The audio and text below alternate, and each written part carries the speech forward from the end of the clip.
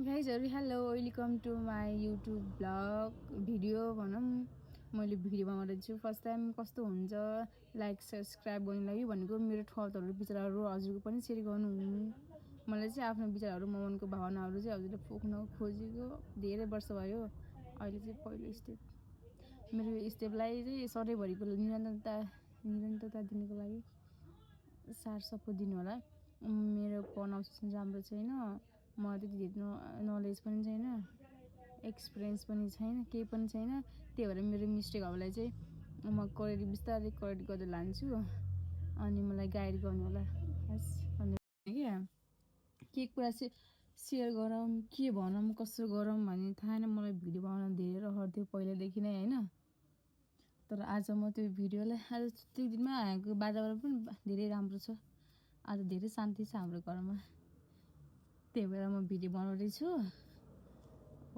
तपाईँहरूलाई जस्तो लागे पनि सुनिदिनु होला हेरिदिनु होला मेरो यो पहिलो कोसिस हो यो लङ भिडियो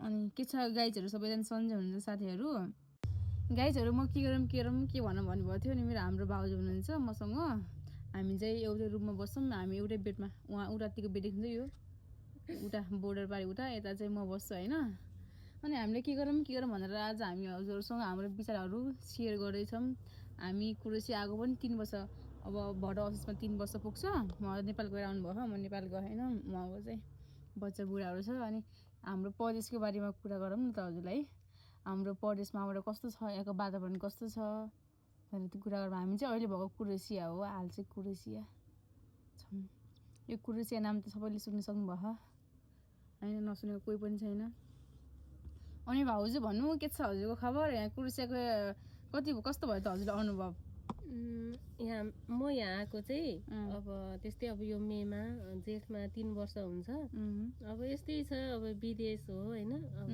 विदेशमा आएर जे होस् हरेक कुराहरू भोग्दै अहिलेसम्म चाहिँ यो अवस्थासम्म चाहिँ अब ठिकै राम्रै छ भनौँ अब कति ठाउँमा त अब त्यस्तै अब दुःख सुख भन्ने त आफ्नो ठाउँमा छ अब कुनैलाई अब दुःखै भइरहेको होला अब विदेशको ठाउँमा आएर अब सुख त हुँदैन न हजुर दुःख नपाउने अब त्यस्तो त अब कसैले पनि हुँदैन जे होस् आफू सङ्घर्ष गरेर आफू दुःख सुख गरेर अगाडि बढ्ने हो अहिलेसम्म चाहिँ ठिकै राम्रै छ भनौँ म तपाईँभित्र बसेर कुरा गर्छु ल म सोच्छु हजुर भन्नुलाई हजुर हामी धेरै लामो कुरा भयो क्या छोटो पाउने मिठो पाउने होइन म के भन्न चाहन्छु भनेपछि हजुर नेपाल ठिक कि विदेश आएर ठिक नलागिकन भन्नु अब ठिक त नेपाल ठिक हो नि त अब किनकि नेपालमा भए त आफ्नो फ्यामिलीसँग बस्न मिल्छ बस्न पाएको छ सुख दुःख अब सँगै अब काट्न भनौँ न अब बस्न आफ्नो बच्चाहरूसँग अब विदेश भनेको त अब छैन अब त्यो त आफू कमाउनको लागि मात्रै त हो नि नेपालै ठिक छ नि ठिक त आफ्नो बच्चाहरूसँग होइन हजुर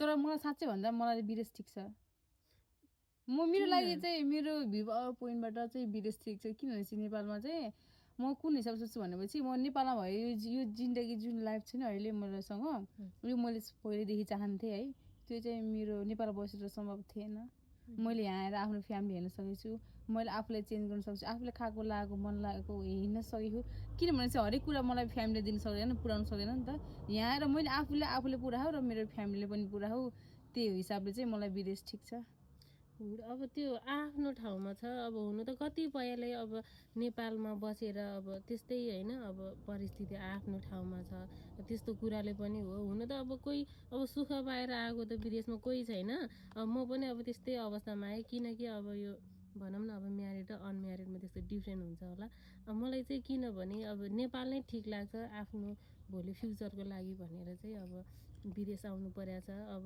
आफू बस्नुन्जेल त जुन ठाउँ पनि अब स्वर्गै राम्रै लाग्छ तर वास्तवमा भन्नुपर्दा चाहिँ अब नेपाल नै ठिक लाग्छ मेरो लागि चाहिँ हजुरको लागि चाहिँ नेपालै ठिक मेरो लागि चाहिँ त्यही ठिक हो अब सबैको आफ्नो धारणा हो तर फ्यामिली पनि छ खुसी छ तर अहिले चाहिँ मैले आफ्नो जिन्दगी बनाउने टाइम हो नि त फ्यामिली अहिले चाहिँ मैले के गर्छु भन्ने कुरामा मान्छे भन्छ नि घर बनाउनलाई घर छोड्नुपर्छ भन्छ नि त्यही हो क्या मेरो चाहिँ अब हजुर घर बनिसक्यो घरलाई छोड्न गाह्रो हुन्छ हजुर बच्चा छ फ्यामिली छ आफ्नो जिम्मेवारी छ बुहारी भएपछि बुढी भएपछि आमा भएपछि त्यो हिसाबले हजुर प्यारो छ म चाहिँ अब नबनाइ घर बनाउन खोजिरहेको छु त्यति हो अनि विदेशमा चाहिँ कस्तो हुन्छ है काम भन्ने कुरा छुट्टै हुन्छ हाम्रो चाहिँ रोबोट बनाउँछ नि त हजुर। एपाई चेपाई त्यो सहरलाई त फेरि नेपालै जाउँ जस्तो हुन्छ नि। त्यो त त्यस्तै हो अब आफ्नो ठाउँ त्यस्तै छ अब सबैले भोग्नै भएको होला सायद यहाँ विदेशी भएको अब दाजुभाइ विदेशमा दिदीबहिनी। भएकोले हेरे हजुर हुनुहुन्छ त्यो त हजुरहरूले चाहिँ भन्नु हजुर पर्दैन। नेपाली हेरेर जति सजिलो छ नेपालमा त त्यति नै गाह्रो छ यहाँ। हामी कहिलेकाहीँ एक दिन गएर फोटो खिचेर हाल्ला त्यो फोटो कतिको दुःखको कतिको महँगो फोटो हो क्या त्यो। हामीले विदेश आएर फोटो खिच्छौँ हाल्छ रमाइलोको एक दिनमा त्यो एक दिनको रमाइलोको लागि हामी कति तर्पिएका छौँ भन्ने कुरा त्यो एक मुस्कानको पछाडिको दुःख कति छ भन्ने कुरा थाहा हुँदैन। देख्दाखेरि चाहिँ रमाइलो देखिन्छ। त्यही पनि जिन्दगी हो, दुःख गर्नुपर्छ जहाँ गए पनि। अब आफूले चाहे जस्तो गर्न यतिको दुःख गर्नुपर्छ, हामी सहेर बस्छौँ। अझ कति वर्ष बस्नुहुन्छ होला बाबुजी विदेश? अब चाहिँ म कस्तो भने अब अहिले राम्रै छ भनौँ यहाँ क्रोसियामा। अब राम्रो हुनेलाई राम्रै छ, अब नराम्रो हुनेलाई चाहिँ अब कम्पनी अनुसार हुन्छ। अब सकेसम्म अब सबै नेपाली दाजुभाइ दिदीबहिनीहरूले राम्रै होस् होइन, राम्रै जबहरू पाएर अगाडि बढेको अब सबै राम्रै भएको सुन्न पाऊँ। म चाहिँ अब कस्तो छ भने हाम्रो कम्पनी चाहिँ त्यस्तो नराम्रो पनि भन्न मिल्दैन, अब राम्रै छ। कम्पनीमा नजाउँ न। हजुर अनि कस्तो भने अब टिआरसी अब राम्रै भइरहेछ, त्यस्तै अझै बसिन्छ होला 4-5 वर्ष त। मलाई त गाइजहरू है धेरै पैसा कमाएर कहिले नेपाल गएर आफ्नो केही गरौँ जस्तो हुन्छ। तर नेपाल जान पनि सजिलै छैन। अब पैसा कमाउँ, आफ्नो अलिकति घर होस्, एउटा घर होस् र आफूले बिजनेस व्यापारमा लगानी गर्न सक्ने पैसा होस्, त्यसपछि म पनि नेपाल जाने, यहाँ नबस्ने। आफ्नो भने जस्तो नभएसम्म बस्नुपर्छ। नेपालमा आफ्नो गरेको महत्त्व चाहिँ त्यही छ क्या। यहाँ त सुनकै घोडा चढे पनि भ्यालु हुँदैन क्या। त्यहाँ सानो केही गरे पनि खुसी साथ सबैले फलाएको छोरीले गऱ्यो भने त्यो माया, रेस्पेक्ट, सम्मान, त्यो सेफ फिल हुन्छ क्या। घर भनेको घर नै हो। नेपाल पनि हाम्रो घर हो। मेरो घरबाट फोन आयो, घरको कुरा गर्दा गर्दै। गाइजहरू यस्तै हो, अब हाम्रो भिडियो चाहिँ आउँदै गर्छ। खासै अब बोल्ने त्यस्तो त छैन। अब यो फर्स्ट टाइम अब नानीको इच्छा चाहिँ अब पुरा गरिदिएको। हस्, बाई बाई। गाइजहरू भाउजू जानुभयो ल, घरको फोन आएर। अब त्यही त हो, घरको कुरा गर्नु चाहिँ बल्ल बल्ल छुट्टी हुन्छ। आज छुट्टी छ हाम्रो, अनि हप्तामा एक दिन छुट्टी हुन्छ। अनि काम भएपछि कुरा गर्न पाइँदैन, टाइम मिल्दैन। अनि यहाँ राति पढ्दा उहाँ बिहान हुन्छ, बिहान पढ्दा राति हुन्छ, टाइम मिल्दैन। पैसाखेरि कुरा गर्न पाएन, दुःख सुख कुरा गर्न पाएन। विदेशको एउटा कुरा चाहिँ के भने चाहिँ हामीले चाहिँ आफ्नो फ्यामिलीहरूसँग मोमेन्टहरू क्रिएट गर्न पाउँदैनौँ। हामीलाई आफ्नो फ्यामिलीसँग बाउ आमा छोराछोरी भएपछि जोसुकै भयो पनि, फ्यामिलीको मेम्बर भए पनि हामी तिनीहरूसँग मुभमेन्ट हुँदैन क्या। हाम्रो तिनीहरूको तस्बिर मात्र, उनीहरूलाई हाम्रो तस्बिर हेर्ने, हामीले चाहिँ उनीहरूको तस्बिर हेर्ने।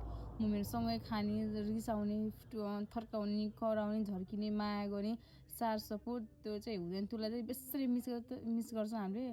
तर जिन्दगी कस्तो भने ठुलो कुरा पनि त्यही होला। अब आफूले माया गर्ने, बुवा आमासँग झर्किने, रिसाउने, थर्काउने, घुर्काउने, त्यो मुभमेन्टहरू हाम्रो परदेशीको जिन्दगीमा हुँदैन। तर अब के होला जस्तो छ। अब बालन सरकार आइसक्नु भएको छ। म सरी गाइजहरू, म अलिक चर्की भएँ, म यता बिजी छ कि। अनि अब बालन सरकार आएको छ, नेपाल सरकारमा धेरै परिवर्तन भइसक्यो। अब 1 महिना पनि भएन, 1 महिनामा धेरै परिवर्तनहरू, परिवर्तन भन्न त मिल्दैन, नीति नियमहरू आइसक्यो। त्यो नीति नियमहरू कार्यान्वयन गऱ्यो भने, पारित भयो भने चाहिँ राम्रो हुन्छ भन्ने आश देखिरहेको छ हामी सबैजनाले। त्यसपछि लेट्स हेर, म पनि कमेन्टहरूमा गएर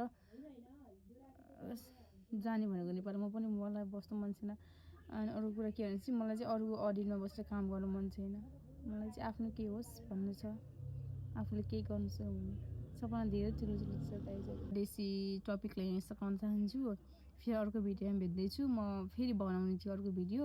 त्यससम्मको लागि बाई बाई, टेक केयर। सबैले आफ्नो ख्याल गर्नु, आफ्नो सपनाहरू पछि दौडिनु, सधैँ खुसी हुनुहोस्। By by.